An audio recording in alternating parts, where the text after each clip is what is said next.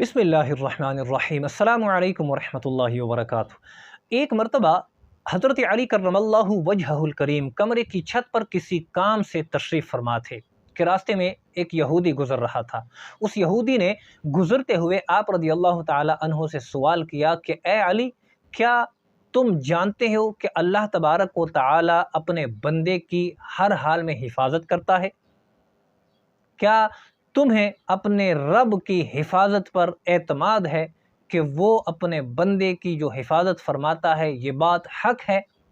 حضرت علی کرم اللہ وجہہ الکریم نے ارشاد فرمایا کہ بچپن سے لے کر موت آنے تک اللہ تبارک و تعالیٰ اپنے بندے کی ہر حال میں حفاظت فرماتا ہے۔ وہ الگ بات ہے کہ اس پر کبھی مصیبت کبھی کوئی تکلیف آ جاتی ہے، لیکن وہ اپنے رب کی طرف سے امتحان ہوتی ہے، وہ ایک امتحان کے طور پر بندے کے اوپر آ کر ٹل جاتی ہے۔ اگر کسی بندے کا وقت مقررہ نہ آن پہنچا ہو تو وہ اپنے رب کی حفاظت میں ہوتا ہے۔ جب کسی کا وقت مقررہ پہنچ جاتا ہے، موت کا وقت آ جاتا ہے، تو وہ اپنے رب کو پیارا ہو جاتا ہے، وگرنہ موت آنے سے پہلے تک اللہ تبارک و تعالیٰ اپنے ہر بندے کی حفاظت فرماتا ہے۔ تو پھر یہودی بولا کہ ذرا کمرے سے چھلانگ لگا کر تو دکھاؤ، میں دیکھنا چاہتا ہوں کہ اللہ تبارک و تعالیٰ تمہاری حفاظت کرتا ہے یا نہیں۔ ذرا عملی نمونہ دکھاؤ کہ میں بھی دیکھوں کہ اگر اللہ تبارک و تعالیٰ تمہاری حفاظت فرماتا ہے تو میں بھی دائرہ اسلام میں داخل ہو کر اسلام قبول کر لیتا ہوں۔ تو حضرت علی کرم اللہ وجہہ الکریم نے بڑا ہی خوبصورت جواب ارشاد فرمایا کہ اللہ تبارک و تعالیٰ کے شایان شان ہے امتحان لینا۔ بندہ اس کام کی جرت ہی نہیں کر سکتا، امتحان لینے کی جرت ہی نہیں کر سکتا کہ وہ اپنے رب کا امتحان دے سکے۔ یہ تو اللہ تبارک و تعالیٰ کی ذات کے شایان شان ہے کہ وہ اپنے بندے کا امتحان لے۔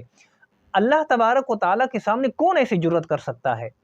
کیا ایسا ممکن ہے کہ کوئی پہاڑ کے نیچے پڑا ہوا ذرہ پہاڑ سے یہ کہے کہ میں تمہارا وزن معلوم کروں گا؟ کیا وہ ذرہ یہ کہے پہاڑ سے کہ اے پہاڑ، میں تمہارا طول اور تمہارا عرض معلوم کروں گا کہ تم کتنے چوڑے اور کتنے اونچے ہو؟ ایسا ہرگز ممکن نہیں، بلکہ یہ رب کے شایان شان ہے کہ وہ اپنے بندوں کے اوپر امتحان لائے۔ اللہ تبارک و تعالیٰ، نبی کریم صلی اللہ تعالیٰ علیہ وسلم نے ارشاد فرمایا کہ جب اپنے بندے کا کوئی درجہ رب تعالیٰ بلند فرمانا چاہے اور اس بندے کے نامہ اعمال میں ایسی کوئی نیکی نہ ہو کہ وہ اپنے بندے کا درجہ بڑھا سکے، مطلب بندہ اس قابل نہ ہو کہ اس کی کوئی نیکی ایسی ہو کہ جس کی وجہ سے اس کا درجہ بڑھایا جا سکے، تو اللہ تبارک و تعالیٰ اس پر کوئی مصیبت لے آتا ہے، اور جب اس پر کوئی مصیبت آتی ہے اور وہ اس مصیبت پر صبر کر لیتا ہے تو اللہ تبارک و تعالیٰ اس صبر کی وجہ سے اس کا درجہ بلند فرما دیتا ہے، اور جتنی بار وہ مصیبتوں پر صبر کرے گا اللہ تبارک و تعالیٰ اتنے ہی درجات اس کے بلند فرماتا جائے گا۔